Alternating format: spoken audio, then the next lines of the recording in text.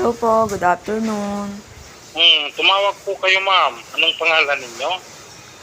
Annalyn po, Annalyn, taga saan po kayo, ma'am Annalyn? taga Southern Leyte po.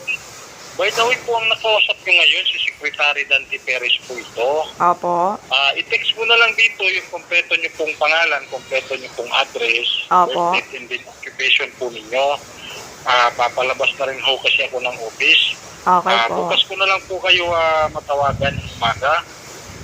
Sige po, sir. Sige po. Totoo po ito, ma'am. Hindi ako nakikipagbiroan sa inyo. Paano po ba maklaim yung price, sir? I-explain ko po yan sa inyo bukas, ma'am. Okay? Okay po, sige po. Lahat po ng details sa pag-claim, ano ko po yan sa inyo. Papalabas na rin po kasi ako ng office. Okay po, thank you, sir. Sige po. Thank you po.